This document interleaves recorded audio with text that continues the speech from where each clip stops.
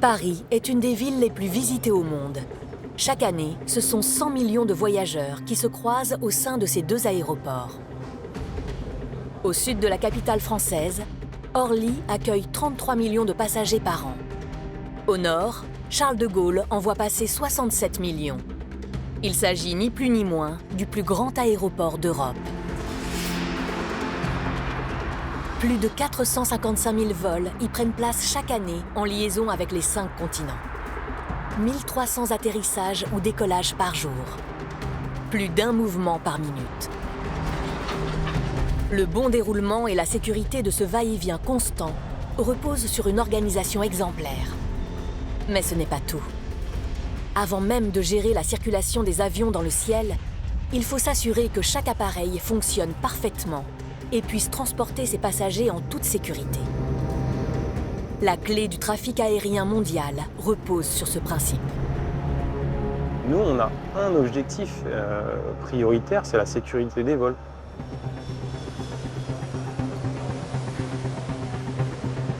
C'est donc ici, à Paris, et particulièrement depuis Charles de Gaulle, que Air France, la compagnie nationale, veille sur l'état irréprochable de ses 220 appareils. Une flotte en constant renouvellement, dotée d'avions dernière génération qu'il faut entretenir, surveiller et réparer en permanence. Air France est passé maître dans la maintenance aéronautique. Nous devons être en capacité de pouvoir remplacer un moteur, de pouvoir remplacer des trains d'atterrissage si on a un problème de train d'atterrissage, de changer des commandes de vol. On doit être capable de dépanner l'avion sur la zone de Roissy.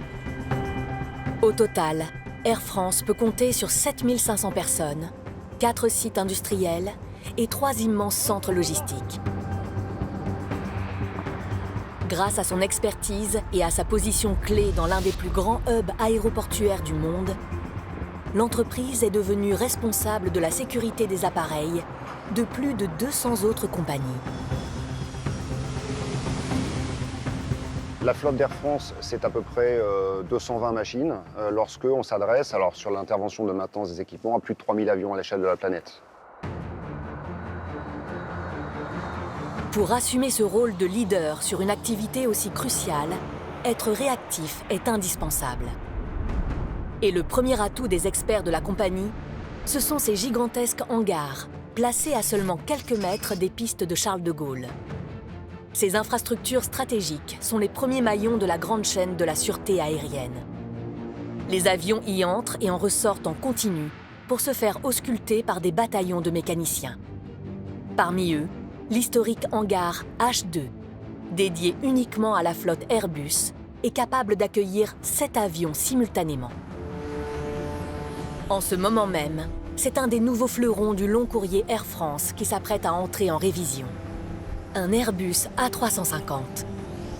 Les portes de près de 25 mètres de haut s'ouvrent sur une centaine de mètres pour accueillir ce nouveau géant des airs.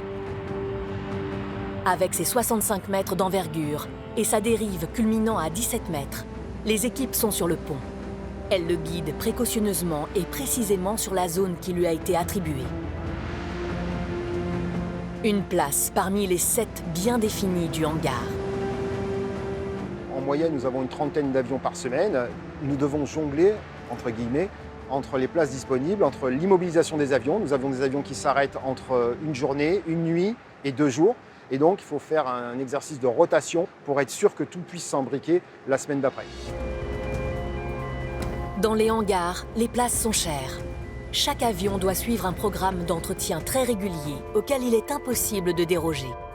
Des contrôles obligatoires, même en l'absence de problème. Du coup, on a dit radio altimètre, antenna, il faut juste qu'on signe la carte, mais du coup, ça c'est fait. Mécaniciens et techniciens doivent s'organiser au quotidien pour prendre en charge chaque appareil dans le temps imparti. Aujourd'hui, l'Airbus A350 Orléans vient justement pour une visite dite Check-A. Un contrôle qui a lieu toutes les 1200 heures de vol, tous les 3 mois environ, et pour lequel il faut prévoir 2 jours d'immobilisation. On est tous les jours dans un quotidien à être en situation de gérer au mieux l'ensemble des plannings, l'arrivée des pièces, l'optimisation des tâches, pour qu'on puisse remettre en service le plus rapidement possible l'ensemble des composants. Sur cet avion dédié au long courrier, Capables de traverser les océans avec plus de 300 passagers à bord, les mécaniciens s'apprêtent à se relayer nuit et jour pendant 48 heures afin d'inspecter les zones les plus critiques de l'appareil. Commandes de vol, moteurs, systèmes électriques, tout ce qui permet à l'avion de voler en sécurité. Dans le même temps, à quelques pas d'ici, de l'autre côté du hangar, une autre équipe est en charge d'un Airbus A220, un moyen courrier de taille bien inférieure à l'A350. Pour lui, les experts du hangar n'ont que 24 heures devant eux. Et la visite touche à sa fin. Le glazing est nickel, impeccable. Ouais, on est propre, pas de Moteur. griffeur. Arrivé la veille au soir, cet A220 doit repartir en fin de journée. Ouais, tu vérifies l'usure des freins. Hop, donc là on est bon. Le témoin il sort. Le reste du frein est nickel. Après avoir inspecté sa structure, ses réacteurs, les équipes effectuent une dernière vérification sur ses systèmes informatiques, ce qu'on appelle l'avionique.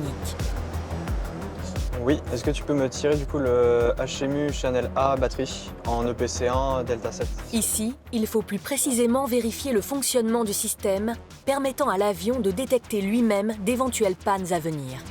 De la maintenance dite prédictive, avant même l'intervention des équipes du hangar.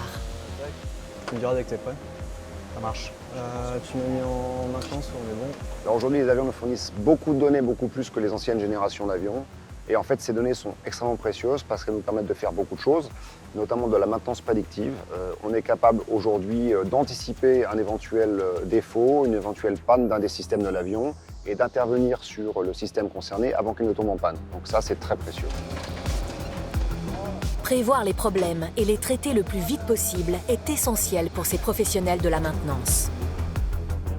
Chaque minute d'immobilisation d'un appareil compte pour une compagnie qui doit assurer plus de 1000 vols quotidiens.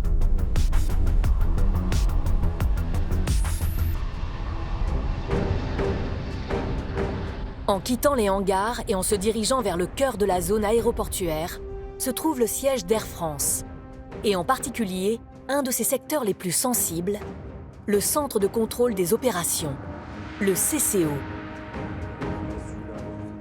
Un lieu hautement stratégique. C'est ici que sont gérés tous les vols de la compagnie. Les opérateurs s'assurent de la disponibilité des aéronefs, qu'un équipage soit bien affecté à chaque vol, que les créneaux de départ et d'arrivée soient respectés. Ils font tout pour qu'un vol prévu ait bel et bien lieu, malgré les innombrables aléas auxquels ils sont confrontés chaque jour. Le transport aérien, c'est un petit peu au carrefour de tout. Du météorologique, du géopolitique, du géologique, de la technique, de l'informatique, etc. Et donc, notre rôle, c'est de gérer notre activité dans ce contexte un petit peu fourmiliant. Pour y parvenir, le Centre de contrôle des opérations réunit les experts de 17 métiers différents. Plus de 150 personnes sont présentes en continu. Liens avec les aéroports, météo, spécialistes de la réglementation, information aux voyageurs. Ils doivent être capables de s'adapter à toutes les situations.